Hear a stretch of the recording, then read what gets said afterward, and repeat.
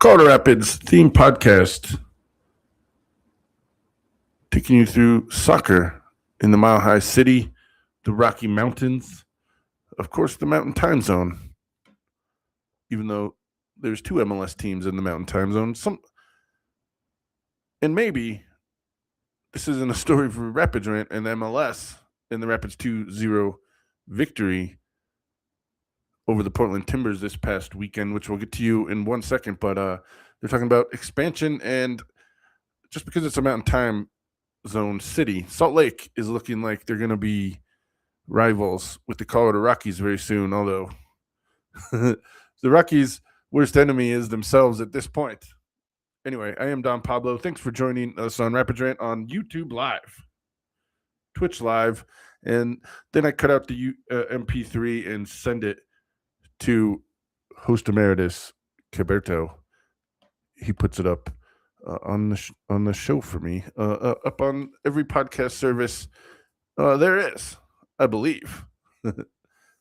I only look at Spotify, iTunes. Yeah. Anyway, but go to any podcast service. I'm pretty sure it's up there. Caberto handles that. He's a technology wizard over there, if that counts. Anyway, thanks for joining us on Rapids Rant. You can also follow us Instagram. Go to Twitter, although I haven't used that. I don't want to use that. I don't want to give more eyeballs to that company. So sorry I said that. But Blue Sky is up there. I do use that. And of course, as I said, Instagram. Sorry, I'm getting texts and messages from people trying to pay attention to this. So the Rapids win 2-0 victory at Dick's Sporting Goods Park. And I'm looking out the window in my studio right now, snowing. We finally got a pretty good snowfall this year, 2026. Although allegedly Saturday night is supposed to be mid 50s and clear skies. So tomorrow, I bet it might still be wet outside, but the sun's gonna melt all the snow, and it's gonna be crisp. It's gonna be a crisp late winter Saturday night in Commerce City, on the edge of Denver and the Rocky Mountain Arsenal Wildlife Refuge. Anyway, Rapids 2-0 victory, and it started off a little bit like the Seattle game from the week before. Seattle came out, went right down in their offensive zone, the Rapids defensive zone, and old friend Cole Bassett had a header that was right on goal. Almost scored, and it was close. But after that, it was really the first 3-4 minutes. It was pretty much all Rapids. There's a couple more saves from Zach Steffen, but in the 7th minute, Ojedaron from distance scored. It went off of Portland Timbers' leg, but Hamzat lined up that shot, and it was Dick's Sporting Goods exploded. I'm sure that they got it off their back. The Rapids finally scored. 7th minute, didn't take that long. And Coach Wells was talking about what it's going to take coming up in this game in LA this weekend. And it sounded what his plan was for the LA game, kind of like what his plan was for Portland, as in see what they come out with, see what the Timbers' tactics are right in the beginning of the match. And then Wells changed up what his plan was, and the Rapids kind of dominated the rest of the game. There wasn't that much drama at the end of the game because of the red card for the Timbers, but it was just it was refreshing to see the Rapids come out like that. I'm sure that it relieved Coach Wells, who, you can make any plan you want, and it depends on execution. But I was excited. I was excited for Rapids fans. Portland fans, they're fine over there. I don't know who the Rapids' biggest rival is after Salt Lake. Maybe it's Portland for the playoff victory they had in Thanksgiving a couple years ago. Maybe it's the LA teams. The Nuggets just got a win over the Lakers the other night. and that's one of Denver Nuggets' pretty much biggest rival, and Jokic has owned them. So talk about rivalries. LA, they talk about the playoffs 2 years ago. That was a beatdown in Armis's first year when they went to the playoffs.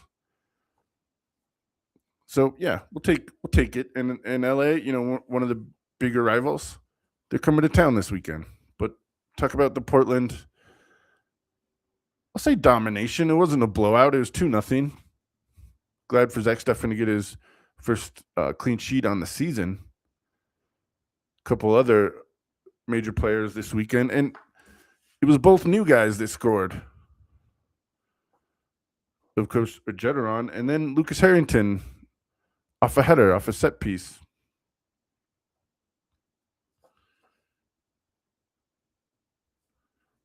And my man Sealy, another new guy, with that corner to Lucas Harrington to get his name on the score sheet. And yeah, it was awesome for the Rapids. The last goal, 58th minute. Rapids had many more chances. Another name I'll mention, Alex Harris, who came in at the end of the Sounders match, and he looked pretty good there. He got the start last weekend, and he had a chance right after halftime on a ball from Lucas Harrington. And man, it was just a goal. And Portland's keeper was messing up in the first half, and it was interesting. Portland's keeper was a feast or famine guy because he had some great saves, but he had some flubs in the first half too. So it was interesting to see.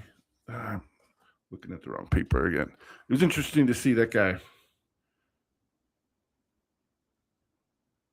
Pantemis. He could barely get the ball out of his back end, and then he's making those amazing saves on Alex Harris and Hoffa, and he looked like his old self. He just couldn't get on the board this week. It was it, and the red card that happened in the 77th minute. Since we're going there right before the end of our breakdown here, and I'm looking at the wrong paper again. It was to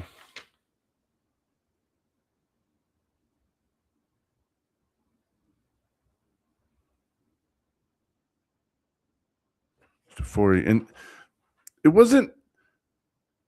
Basically, it looked like Aronson's leg was down, and it was studs up, and I think that was 75% of why he got the red card. But it was also the third time that Paxton Aronson was on the ground, on a very tough challenge, and that was it. And Rapids, they don't score after that, but it was domination, and they could have been 3, could have been 4-0. The Timbers have something to think about when the Rapids go back to Portland later this season. Overall, great opening night for the Colorado Rapids in Commerce City. And it's always fun to be down there when people are in a good mood. Portland guys, it was funny. They're like, we're in Denver. And I'm like, well, you better ride the bus back downtown. And we're like, because, not the best nightlife scene over there off 56th in Quebec. You can hang out at the General Mail facility, the United States Postal Service General Mail facility. Although I don't think they let civilians in there. Anyway, that joke bombs everywhere. So let's move on to this week's matchup. And we'll go around the league. Miami won again. Although, forgive me, and I had the standings up. I'm blew it. What?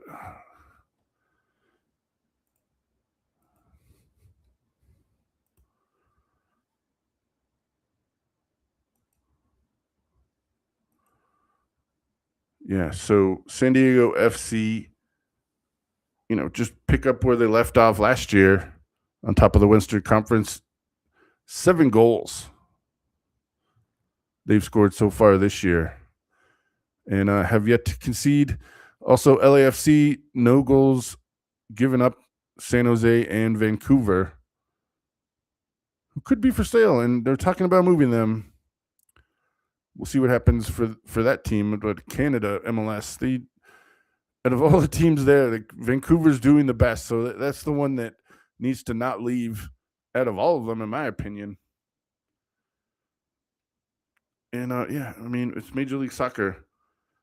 With their creep into Canada, they should have a Mexican league team, but whatever. They merge all the leagues into North America. We're already doing it for the World Cup, but that's a conversation for a different podcast. And also, allegedly, I'm trying to keep these podcasts shorter this year, so probably shouldn't just spout off random thoughts about that. So San Diego FC, 7 goals for Rapids. Don't see them for a while. But LA Galaxy, 1 win, 1 draw on the season. 4 goals for, only 1 against. 1 tie on the season. So there's that. Galaxy yet to lose. They went through on Champions Cup on road goals. So they're going forward on that. And just looking at the standings, Montreal and Toronto, both winless on the season, even though Toronto spent big money. And Robin Fraser, after all the defensive battles we saw when he was coach of the Rapids, -4 goal differential up there in Toronto. And they play all these road games. I don't think Montreal doesn't play at home until mid-April. And so next year, when they have the sprint season, the shorter season next winter, 27. I'm not a betting man, really, but I would bet money on Montreal.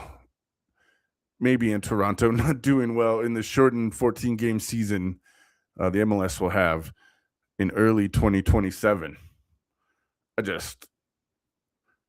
don't know. Nothing's a lock. I can't say anything's a lock. You should never say it's a lock. But I'm probably going to bet on that. So whatever.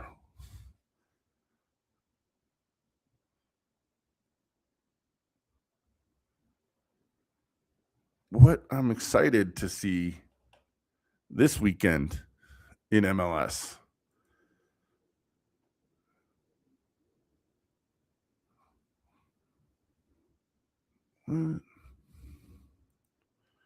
Obviously, live. It takes some breaks, just looking at stuff and trying to figure out. And if something catches my eye, I'll look at it. Houston, 2 red cards last week. Son from LAFC, their new acquisition, he forced 2 red cards from Houston. And they're going to have a rough week this week, too, down those 2 starters. Sporting Kansas City is going to host San Diego FC. That'll be interesting. National TV game on Sunday. What? New England and Houston has actually already been postponed. Really? Dang. Maybe that's for weather situation. 8:30 p.m. Sunday in Portland. Vancouver actually goes to Portland. So there's that. LAFC Dallas. So those are both Saturday nights to play at the same time. And Montreal goes to New York Red Bull, and Toronto goes to Cincinnati. Those are the Sunday games, 2:30 and 5 o'clock, respectively. So I'll probably watch FC Cincinnati and Toronto, see what Fraser and the boys are up to. Old friend William Yarborough, he's a backup at Toronto. So I was happy he got a job down there. I didn't realize that he went there. But he really he hasn't played since he was in San Jose. Although he was the backup, but their frontline goalie got hurt, so he played a bunch of games there. But old friend William Barber. He played some playoff games for the Rapids back in the day, and there's a lot of Colorado Rapids connection to Toronto FC. So there's that. I'll watch probably that game. Red Bulls are undefeated, so maybe I'll click that on for a little bit. Hopefully, I think it's supposed to be mid-60s on Sunday. Mid-50s. I already told you the forecast for Saturday night when the Rapids host LA Galaxy. Other than that, Inter Miami and DC United, they're playing, and that's pretty much it. San Jose Earthquakes with Bruce Arena. I'm interested to see how their season's going. But we'll see what happens. As far as the Rapids go, I thought Reggie Cannon did really well. I thought that he should have gotten more mention this past weekend. I already said Alex Harris, even though he was subbed in the 57th minute. Yeah, and I said Keegan Rosenberg came on, got some more minutes. Third in minutes all time for the Rapids. Keeps rising the ranks there. So as far as LAFC goes, just watching Huffin Navajo this past weekend, and he almost scored a couple times. I think he gets on the board against the Galaxy. I think that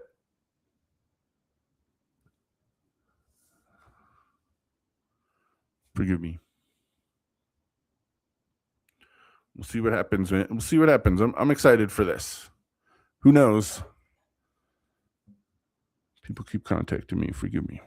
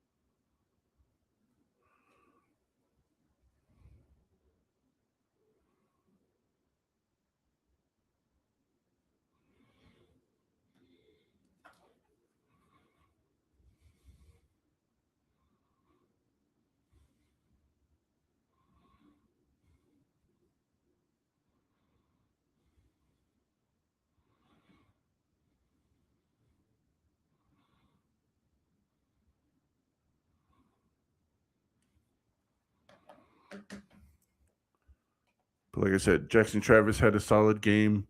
Yepi came on. He had half a chance. I liked what he looked like and how he played. Noah Cobb was there. And like I said about Alex Harris, heard a lot of talk about him last year. Glad he's getting some minutes with the first year in the first couple games for Colorado. A couple other things. At the stadium, the new artwork looks good.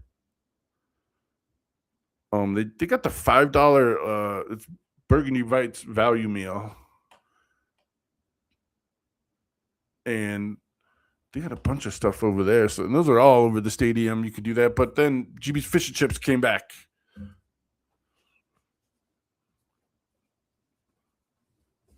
Love me some GB's Fish and Chips, and also across the street from the one on the GB's Fish and Chips on Broadway, Maria Empanada, they got their own spot up there. Not taking any away from any of the other places. I've just been to these places more than them. So, go down there. The new stuff they got, of course, the almond right in front of the north side, like on the north side of the northwest side of the stadium, the almond stand. I love that place. But other than that, all in all, the Rapids did well in Matt Wells' first home match of his Rapids managerial and overall his first head coaching appearance. And by the way, I woke up to Athletic about the toxic Tottenham situation. And I'm like, well, I'm glad that Wells got out of there before before that team is making national news, international news even about that. So kind of sucks to be a Tottenham fan, but not as much as UC Santa Barbara basketball fan because their coach big trouble. Houston Rockets for Dylan Brooks got a DUI last night, and the women's basketball league unrivaled. And I like watching women's basketball. It's a different game than regular basketball. And I like all sports, so you try to find, intricacies and all that. And I feel like if they took away the 3-point line in the NBA, it would turn into what women's basketball is, although they'll probably never do that. And they might actually change basketball in other ways. But one of the players that won last night in Miami, she got in a fight at the bar after she won the championship of Unrivaled. And she got to hang out in Miami-Dade County for a little bit today. Anyway, that's just some of the other news. Go to Mountain Time Sports Report. We're live on there on YouTube right now. Click on there, follow, watch you get your notifications for that. Also, go to the social medias. Blue Sky, as I said, Instagram, of course, TikTok, which I've gotten more into these days. And yeah, I look on the Facebook Rapids page and then the Reddit Rapids page. I'm over there sometimes trying to correct people, just as somebody was like garbage posting about the altitude not affecting players at elevation in the Mile High City, of course. And I was just thinking back to it definitely does. Altitude definitely does, because if you ask every player to a man, even coaches, when you exercise up here in the thinner air, it absolutely affects you, especially when you come from sea level, as LA Galaxy are doing tomorrow night, Saturday night. And I remember, going in the military and going to do basic training in Kentucky. And I mean, I lived in Colorado my whole life, and I would go to New Mexico, which is even higher elevation. So I just thought, my lungs are burning, and then when it gets cold outside, that it burns. So you go to Kentucky, in the 100, 200 feet is the highest hill down there in the Appalachians. And I'd be like, it's not even cold outside. Like, my lungs are fine, everything. And I got real sick. But coming back to Denver after getting adjusted to low altitude, they're burning, man. And especially when in a crisp air, the cold air like this. And the Dick's Sporting Goods is going to be after the sun goes down tomorrow. So, it's not going to be nice on those Galaxy players' lungs, which leads me to believe the Rapids are going to be undefeated at home, get a win. I think Hoffa scores. Be excited for that. We'll see the infusion of the youngsters that are on the team. That's going to be fun. We're getting to learn new names. Although there will be some old names. I think Yappy got some minutes. He got to come in at the end of the match last week. So it's a mixture match of Rapids players, old and new. I'm excited for the season. There's some tape on every team. Not much. Give it a couple more weeks, and then we'll see kind of where the Rapids are. But Matt Wells tried new things, a couple different lineups the first two matches of the season. We'll see what happens this week. I'm excited. I'm excited for the Galaxy game. They've been cream of the crop the last couple years. Well, last year they didn't do so well, but they put everything in the other tournaments, not necessarily the regular season for MLS. So, man, I'm just getting ready for kickoff. The anticipation, driving up is still one of my favorite things. Seeing the lights on up north. Bunch of people walk in to walk up to the gates, and then just opening up because it's a pretty stadium. It still is. And seeing how the front office has let artists go in and do their thing down there, paint and murals and everything, and the colorful Colorado kit, and now they have that collaboration with the what's that company called? No, the colorful Colorado uh, with the C-38 kits and everything, and the bag, man. I got the travel bag for my toiletries and everything. So I'm pretty excited about that. But other than that, so week 3 of MLS, and I hope the Rapids get a victory, but I hope there's some close games with drama, because just as in the casino, you like the action, you like the sweat, and I love the anticipation of going to the game, and then when it's over, when it concludes, that final whistle, it's like, oh man. uh, I'm glad I don't bet on soccer. That's all. Because that baseball, I like to go watch the games and feel that the sweat, the drama's in the field, the drama's out there, and uh, all the pressure is on those guys. And if you're rooting for your team, especially the home team here, at least we're getting that. And even finishing 500 or thereabouts the last couple years, the Rapids have done well, and they've keep it drama filled. And obviously, we get to learn a new regime and new players and everything in the youth movement that the Rapids are kind of going through. It's exciting. So I hope to see you guys out there. If you've listened this far on Rapids Rant, thank you. I am Don Pablo. Follow me on social media. This has been Rapids Rant. Vaya con Dios.